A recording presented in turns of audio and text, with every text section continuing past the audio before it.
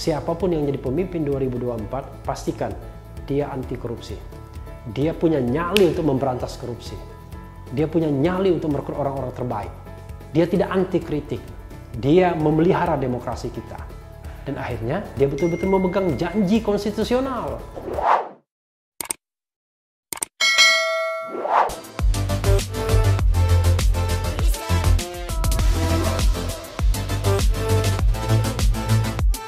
Ya Sobat RH sekalian, jumpa lagi dalam channel yang keren ini. Keren cadas.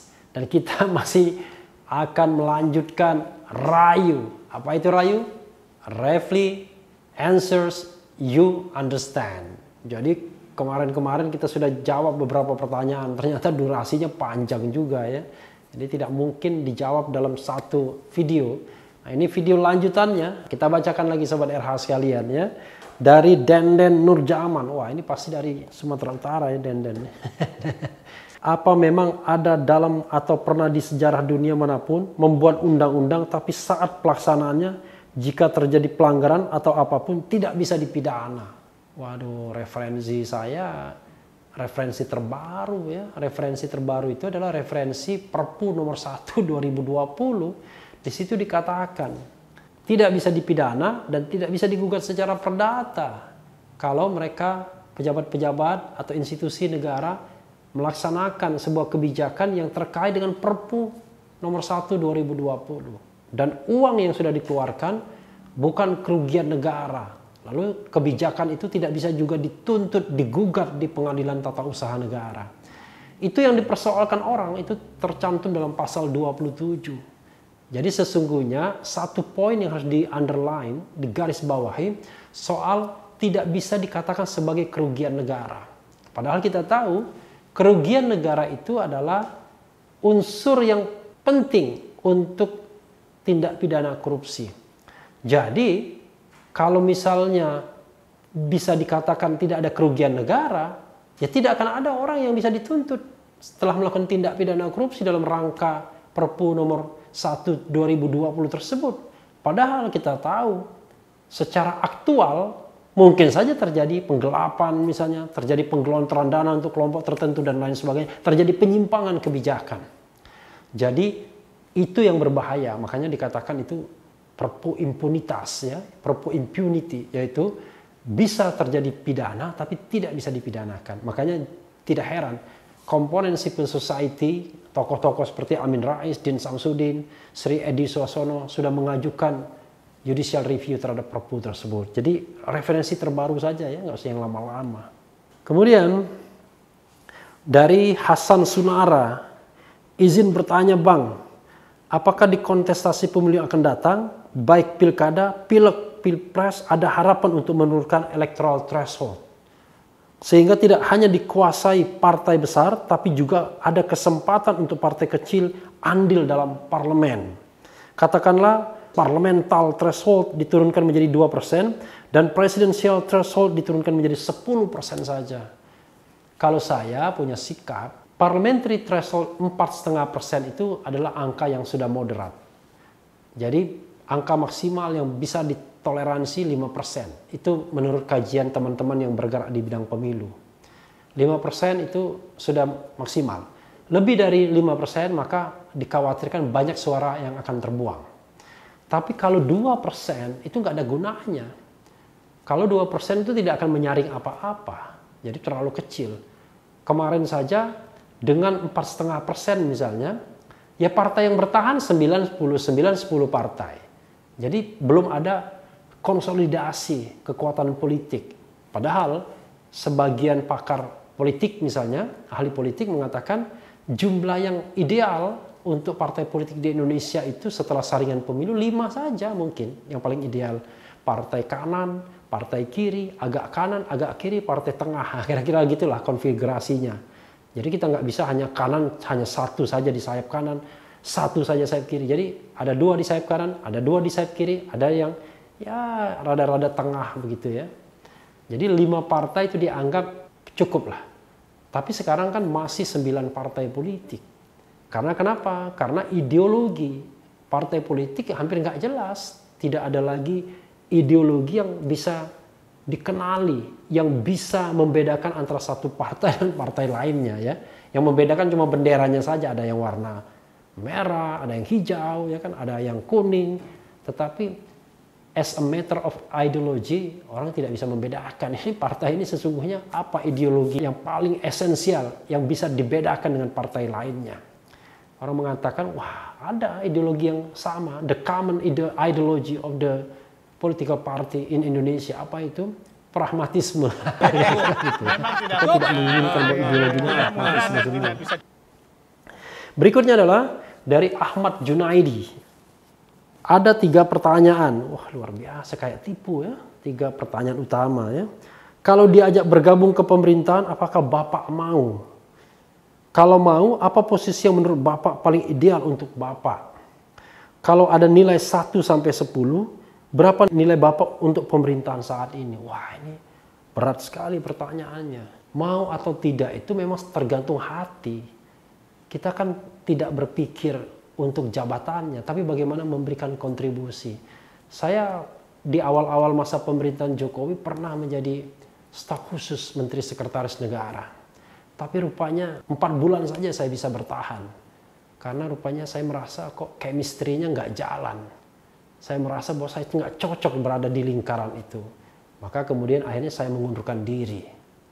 Untuk besok-besok saya tidak tahu ya. Karena tergantung hati juga.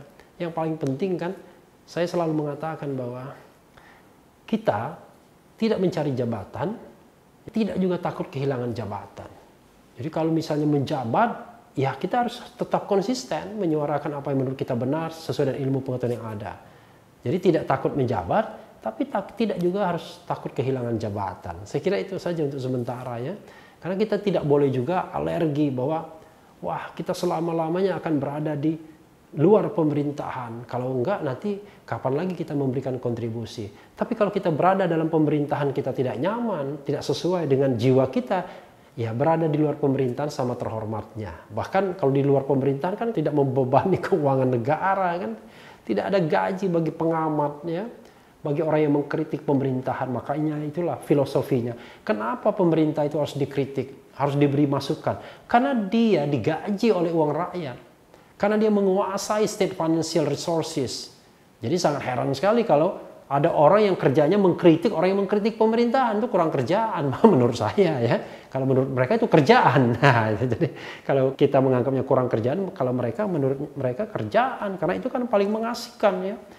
Mengasihkan, menjadi alat bagi kekuasaan itu kan sangat mengasihkan. Apalagi kita tahu bahwa kekuasaan itu menguasai state financial resources yang ada di republik ini. Tinggal pilih kita mau apa ya. Mau perusahaan A, perusahaan B, ya, mau jabatan A, jabatan B, kan semuanya milik penguasa. Karena undang-undang mengatur demikian, bukan karena penguasanya hebat. Karena undang-undang memang siapapun yang menjadi presiden, siapapun yang menjadi menteri BUMN misalnya, ya otomatis dia yang kemudian menjadi pengelola semua aset negara, aset republik ini. Ya, kira-kira begitu ya.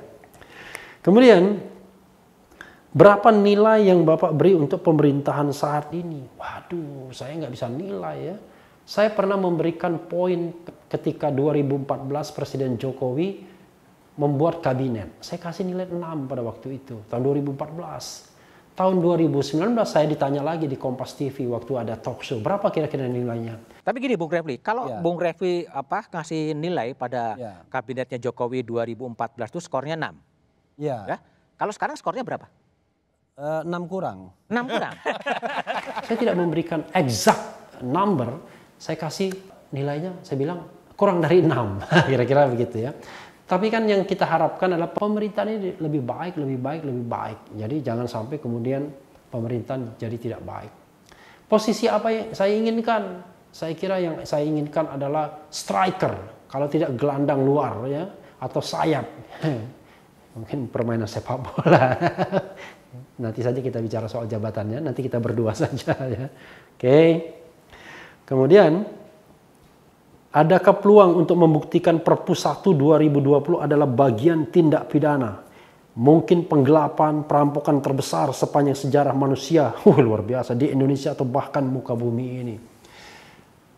Sebenarnya begini, kebijakan itu kalau dia diambil hanya dengan pemikiran rasional tanpa vested interest ya, itu tidak ada masalah sesungguhnya. Mungkin strateginya saja yang berbeda. Ini ada ekonom A yang yakin bahwa strategi untuk recovery ekonomi dengan mencetak uang misalnya.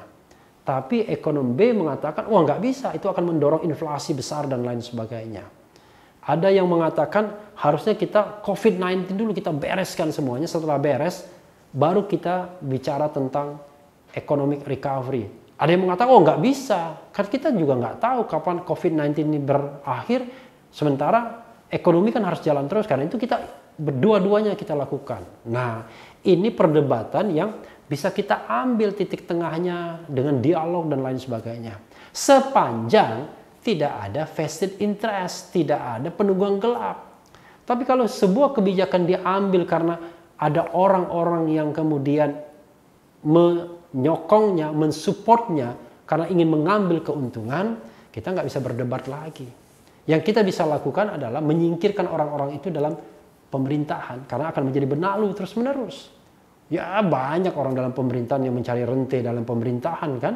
Ketika berkuasa justru tambah kaya. Karena kenapa? Karena dia berkuasa.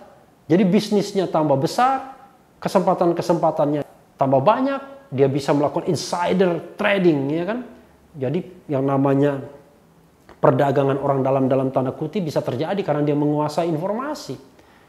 Inilah yang sebenarnya kita bicara tentang etika berpemerintahan. Saya katakan harusnya tokoh-tokoh kunci dalam pemerintahan nggak boleh lagi berbisnis. Tapi kan ini tidak. Bisnisnya malah tambah melambung tinggi ketika dia berkuasa atau menjadi orang dekat pemerintahan, ya, gitu. Kemudian dari Indra Bun, izin bertanya, apakah pemerintahan saat ini telah mengabaikan kepentingan nasional yang paling mendasar, yaitu kesejahteraan rakyat, karena lebih mementingkan proyek ibu kota baru dan undang-undang Omnibus Law untuk mempermudah kebijakan berinvestasi? Nah, sekali lagi jawabannya kurang lebih sama, ya. Ini soal pilihan kebijakan. Bisa kita COVID dulu, economic recovery kemudian, kegiatan lain kemudian, atau dua-duanya jalan. Selalu ada plus dan minusnya. Yang paling penting kita pastikan tidak ada penunggang gelapnya. Jangan sampai kemudian proyek tentang pembangunan ibu kota itu harus dilaksanakan, Omnibus Law harus kemudian disetujui karena ada orang yang berkepentingan. Ada orang yang sudah deal proyeknya. Ada raja-raja hutan atau raja-raja tambang yang menginginkan perpanjangan izin seperti diatur di dalam undang-undang Omnibus Law. Nah, kalau sudah begitu, ini yang harus kita waspada dan harus kita hati-hati. Kadang-kadang kebijakan itu benar, secara rasional pun benar, tapi tetap ada penunggangnya. Nah, tapi yang kita harus lebih pastikan lagi adalah kebijakan yang tidak rasional. Kalau kebijakan itu tidak rasional sudah pasti karena ada penunggangnya. Tapi kalau kebijakan itu rasional, belum tentu tidak ada penunggangnya. Tapi kalau kebijakan itu tidak rasional, sudah pasti ada penunggangnya. Contoh kecil misalnya, sekarang ini adalah darurat kesehatan masyarakat dan darurat bencana nasional. Deklarasi yang disampaikan oleh Presiden Jokowi. Tapi, kalau kita baca Perpu 1/2020, seolah-olah ada darurat lain, yaitu darurat ekonomi, atau krisis ekonomi, atau krisis keuangan, atau krisis finansial. Padahal, itu tidak boleh diboncengkan di dalam Perpu ini. Kalau memang kondisi darurat ekonomi itu memang terjadi, ya harus dinyatakan. Darurat ekonomi, darurat finansial, dan lain sebagainya, sehingga ada langkah-langkah stimulus ekonomi yang bisa dijalankan sesuai dengan peraturan perundang-undangan dalam masa darurat. Jangan sampai darurat bencana dideklarasikan, darurat kesehatan masyarakat dideklarasikan, bonceng gelapnya ini adalah mengambil keuntungan seolah-olah ada darurat finansial. Misalnya pemilik bank, wah ini kesempatan ini, saya rampok bank saya, lalu kemudian nanti saya minta bank ini di bailout, atau bank ini disuntik dana oleh pemerintah. Karena kebetulan kita bisa bikin alasan, ini ada COVID-19. Nah, penunggang-penunggang gelap inilah yang harus kita hati-hati. Jangan sampai kemudian nanti setelah COVID berlalu, terjadi perampokan uang negara besar-besaran sebagaimana kasus BLBI tahun 98-99 yang lalu. Itu saja Sobat Era ya untuk pertanyaan Indra Bun. Berikutnya adalah dari pilihan ini, Sandiaga, Anies, RK, Ganjar, dan Hovifah, mana yang akan menjadi Anda dukung kalau mereka maju jadi Capres 2024? Saya dukung semua. Saya dukung semua. Kan dukung jadi Capres. Kenapa saya dukung semua? Karena saya menginginkan mereka bisa menjadi calon-calon presiden dan mereka bisa berdebat untuk menunjukkan kemampuan mereka. Karena itu saya mengatakan presidensial terus hapus. Lalu kemudian mereka bisa maju dan bertanding. Ya, kita lihat ya nanti Anies Baswedan berhadapan dengan Ganjar, berhadapan dengan Hovifah, berhadapan dengan RK, ya. Mereka itu orang-orang dalam golden age saat ini, ya. Untuk 2024 maksud saya. Kenapa? Saya sudah bisa menilai itu.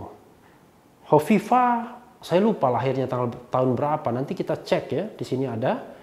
Tapi mungkin di bawah 68. Ganjar Pranowo 68. Kemudian Anies Baswedan 69. Sandiaga Uno 69. Kemudian RK 71. Nah, Refli Harun 70.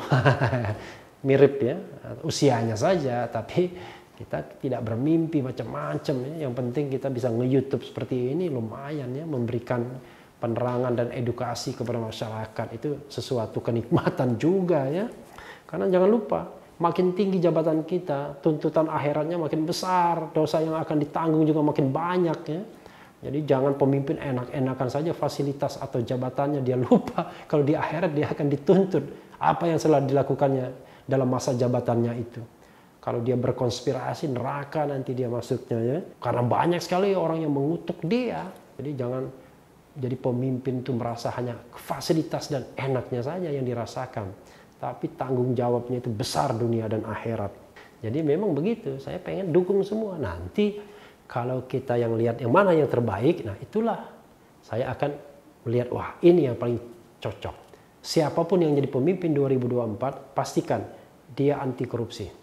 Dia punya nyali untuk memberantas korupsi. Dia punya nyali untuk merekrut orang-orang terbaik. Dia tidak anti kritik. Dia memelihara demokrasi kita. Dan akhirnya mudah-mudahan dia betul-betul memegang janji konstitusional. Apa itu janji konstitusional? Melindungi segenap bangsa, mencerdaskan kehidupan bangsa, mesejahterakan anak bangsa, ya, agar ikut dalam ketertiban dunia. Wah nih dari Batik Lingga Jaya, ini biasa ya, para buzzer fans club mengkritik balik saya begitu biasanya. Saya kan mengkritik pemerintah terus. Coba biar nggak dibilang sakit hati, tolong sebutkan apa yang bagus dari pemerintahan Jokowi. Ini pasti Batik Lingga Jaya, pasti bukan nama ini ya. Belum pernah membaca tulisan saya.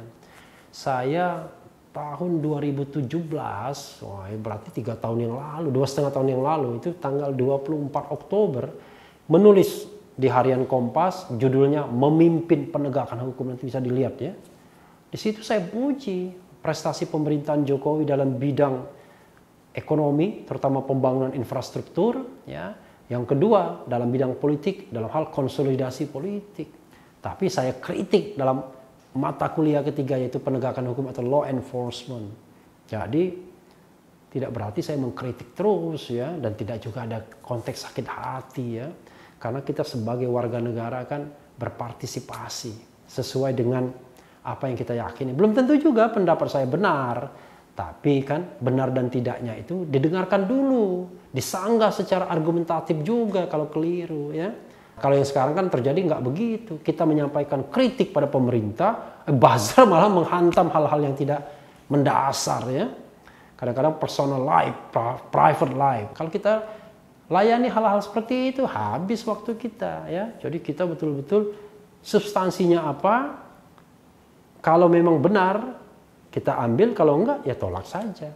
Kalau saya jadi penguasa begitu aja. Orang mengkritik saya dengarkan aja. Oh, kalau kritiknya benar, menjadi bahan perbaikan. Kalau kritiknya keliru, abaikan. Kalau saya mengatakan, kalau orang mengkritik kita dan orang itu keliru semua, ya legitimasi kita tambah kuat. Artinya kebijakan kita itu adalah kebijakan yang sudah bagus. Tapi kalau kebijakan kita itu keliru, nah kita ada kesempatan untuk memperbaikinya. Jadi kritik dalam demokrasi itu vitamin ya, bukan serangan. Saya juga tidak setuju ada konspirasi misalnya untuk menjatuhkan pemerintahan dan lain sebagainya. Enggak. Karena kita sudah berdarah-darah membangun demokrasi dan konstitusi ini pada tahun 98. Jangan sekali lagi kita kemudian punya pengalaman menjatuhkan pemerintahan di tengah jalan. Tapi pemerintah juga mau mendengarkan kritik. Jadi ada timbal balik. Kadang-kadang saya nggak yakin ya. Kita kan kadang-kadang nggak tahu. Yang namanya lingkaran pemerintahan itu kan ada labirinnya. Mungkin saja the number one nggak ada masalah dikritik itu. Bahkan pernah mengatakan kan. Pokoknya jadi pejabat siap-siap dikritik. Tapi kan lingkaran-lingkaran kekuasaan yang free riders ini yang biasanya anti kritik biasanya. Karena mereka kan takut kemapanannya terganggu. Kira-kira begitu ya. Jadi orang kok takut sekali miskin ya. Jadi menurut saya kalau kita hidup normal saja kan makan minum sudah cukup selesai ya. Jangan pula kita berpikir mengumpulkan harta untuk 7 turunan ya. Tolong ya.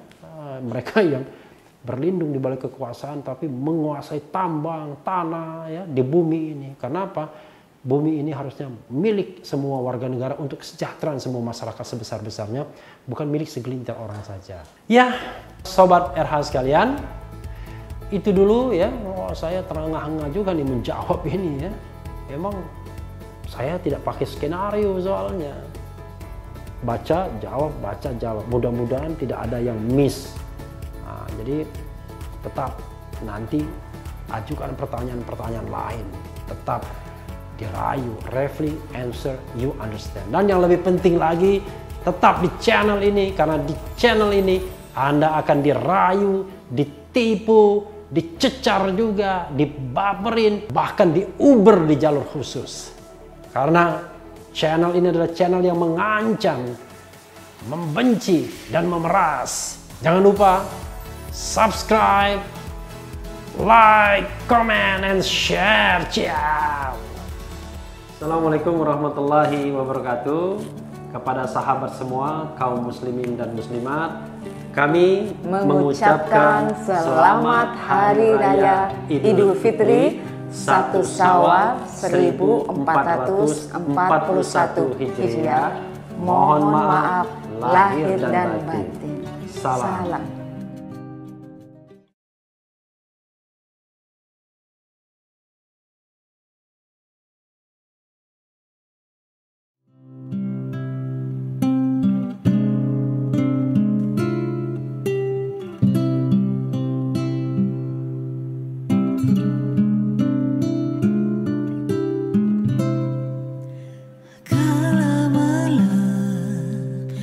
Bersihkan wajahnya dari bintang-bintang dan mulai turun setetes air langit dari tubuhnya.